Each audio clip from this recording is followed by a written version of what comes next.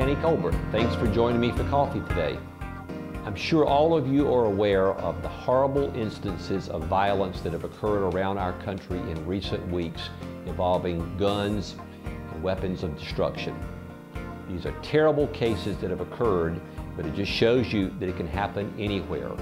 So my question to you is, are you prepared for an instance like this in your workplace?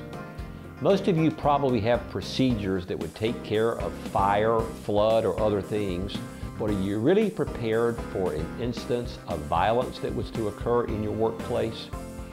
Do you have a procedure to notify all of your employees that something is going on in the workplace? Who's in charge of calling the authorities? Do you have evacuation procedures in place? Who's in charge of doing the head count once all of the employees are out of the building? These are things you need to be thinking about. But let's take it down to a more basic level. In North and South Carolina, as well as many other states, concealed weapons are legal. So subject to some limited circumstances, like you can't take a gun onto government property into schools and things, your employees have a right to bring a gun onto your company property unless you have a policy that prohibits that. So I would highly encourage you to have a sign on your door that says no weapons, even those with proper permits, are allowed in our building. I would encourage you to have something in your handbook about weapons. Let me read you the policy that we have at the Employers Association. Here's what it says.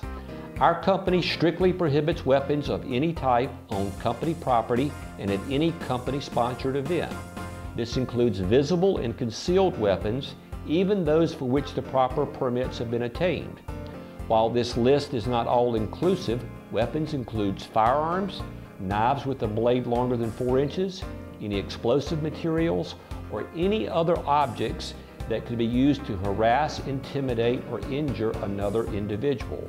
Violators of this policy will be subject to disciplinary action up to including termination.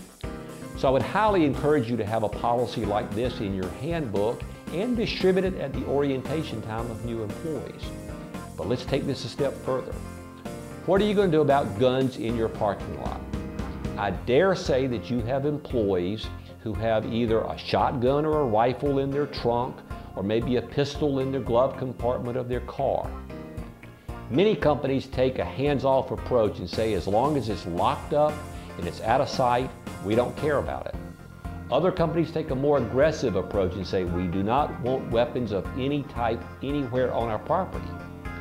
But if you do that, here's something you need to think about. What are you going to do when you receive a hot tip that one of your employees has a gun locked up in his car? Are you going to go out there and search the car? Are you going to call the authorities and have them search the car? These are some things that you need to be thinking about. This is obviously a very serious matter. It's affected a lot of workplaces, a lot of schools, and other places around the United States. Now's the time to take action. If we can help you at the Employers Association, help you develop your policies or your procedures, don't hesitate to call us. Thank you very much.